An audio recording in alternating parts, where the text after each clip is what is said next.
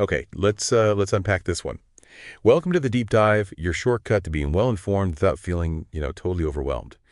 Today we're taking a deep dive into a really fascinating source, the book Ikigai, The Japanese Secret to a Long and Happy Life by Hector Garcia and Frances Miraz. Came out in 2016, originally in Spanish, and it's this mix of self-help and philosophy. And it's really struck a chord with millions, getting people thinking about purpose.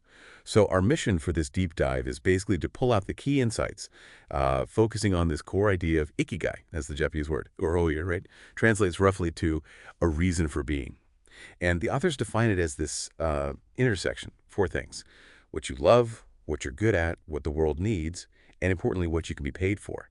It's presented as this really deep, personal thing, not just a job. And it links directly to these Japanese centenarians in Okinawa, which is, frankly, amazing. So yeah, let's get into how finding this purpose connects to joy and incredibly living a really long life. It is fascinating, because the book really stresses that your ikigai isn't always some like huge career ambition. It could be quite simple. Things like growing vegetables, mentoring someone, painting, maybe just telling stories. Like the authors say, our ikigai is hidden deep inside each of us, and finding it requires a patient Mm. search. So it's framed as this ongoing journey, Yeah. not just a destination you arrive at. That patient search idea really lands. Okay, so this intersection, love, good at, world needs, paid for. But what if you feel strong in, say, two of those? Like you love something and you're good at it, but the world needs part or getting paid for it feels, I don't know, fuzzy. Does the book talk about that imbalance? That's a really common question, actually. And yeah, they do touch on it. They kind of emphasize that ikigai isn't static. It evolves with you. It seems less about having all four perfectly aligned right away and more about just being on that search, trying to align them. Sometimes they suggest just focusing on what you love and what you're good at might naturally show you what the world needs from you. Or maybe open up ways to get paid you hadn't thought of. It's about letting it unfold rather than forcing it. Letting it unfold. I like that.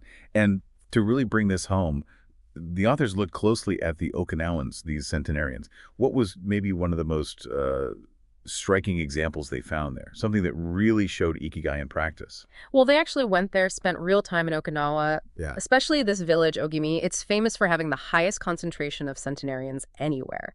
And talking to people, hearing their stories, that's where you see it. And one big theme that jumped out was this idea of keeping active. Right, that idea of not really retiring in the way we think about it. Yeah. It's a huge contrast. The book quotes someone saying, only staying active will make you want to live 100 years. But what does active really mean here? Is it just physical work, or is it like something more profound? That's a really good point. It's more than just, not sitting around all day. It seems to be about the link between having a purpose and just, well, vitality and Right. force. For these Okinawans, active meant still contributing, maybe gardening, maybe community stuff, maybe just their daily walks. But it's meaningful activity. It gives a sense of belonging, of being needed, which, sometimes gets lost in Western ideas of retirement where purpose can suddenly vanish. So not just busy work, but meaningful engagement. Mm. Okay. And the book links this to other ideas too, right? Like taking it slow, mindfulness, and achieving flow. Can you unpack flow a bit more in this context? What does that look like? Absolutely. Flow is, it's that state where you're just completely immersed in what you're doing. You lose track of time. You're not self-conscious. Think about an artist painting or, yeah, a gardener just lost in their work or someone deep into a craft.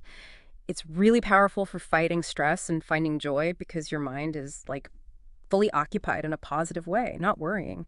And the Okinawans seem to find this state, this flow in their everyday activities and hobbies.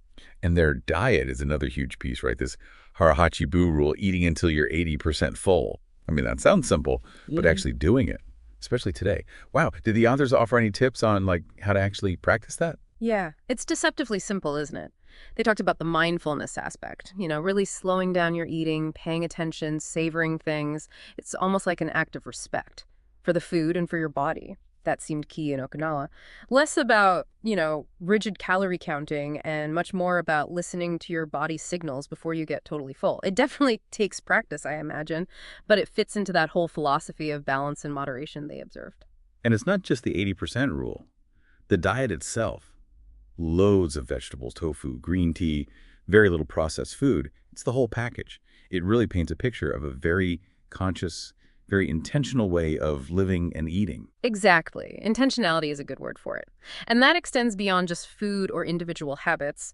The book really highlights the social side, too. Surrounding yourself with good friends, strong community ties, lots of social interaction. These are presented as absolutely vital for happiness and long life. It's a strong reminder that connection is just, well, fundamental. Right, so it's not just what you do or eat, but who you're with. Makes sense. And beyond diet and community, the book also zooms in on smaller daily habits, doesn't it? Things anyone could potentially adopt. Oh, absolutely. They found these common threads among the long-lived Okinawans. Things like gentle exercise, tai chi came up, walking, obviously. Also deep breathing practices, taking short naps sometimes, laughing a lot, and just keeping busy with hobbies or small, meaningful goals. It's about building this consistent, positive routine that kind of underpins your Ikigai, weaving purpose into the fabric of your day, almost without thinking too hard about it. And sharing those interviews, those real stories from Okimi, that makes it feel much more concrete, doesn't it? You can almost Yeah. picture it. It feels less abstract, more achievable. Totally. And I think that's part of the book's appeal. It's written in a very simple, warm style. It mixes the philosophy with the research, the cultural bits, the personal stories. The chapters are pretty short, easy to digest. It feels practical and inspiring, offering this wisdom grounded in both tradition and, well, some scientifically backed longevity ideas. Though it's fair to say some critics mention it can feel a bit repetitive sometimes, or maybe a little generalized. And it's definitely not a deep dive into, like, the hard science. Do you think that was maybe a deliberate choice to keep it accessible? I think it probably was, yeah. It doesn't have, pages of footnotes or dense scientific studies like an academic paper would, but that makes it much easier for anyone to pick up and read. It's definitely more reflective than prescriptive. It doesn't give you a five-step plan like, do this, then this, to find your Ikigai, which actually raises a good question, doesn't it? For this kind of book, what's more useful?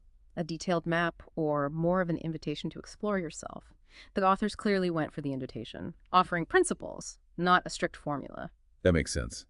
And for anyone feeling maybe a bit lost or burnt out or just looking for something more, this blend of Japanese thinking and lifestyle science feels really timely. It definitely has a spiritual feel, focusing on mindfulness, gratitude, and the ideas seem genuinely applicable, even just starting with small shifts in your daily life. Exactly. So, wrapping this up, what does it all mean? Our deep dive into Ikigai shows it's a really soulful, thought-provoking read. It's a gentle nudge, really, to slow down, think, maybe realign with what genuinely matters to you, shifting focus from just chasing goals to living with intention day by day. The book's highly rated, around 4.6 out of 5 typically, and it really champions this idea. Find your purpose, nurture those daily habits that bring joy, and you can live a long, happy, meaningful life. So as you go about your day now, here's something to think about. For someone who feels like they're still on that patient search, maybe feeling a bit stuck, does the book suggest any common traps to avoid? Or maybe just a very first simple step someone could take? What small intentional step inspired by this Okinawan wisdom could you maybe try this week? Just to nudge yourself a bit closer to your own reason for being.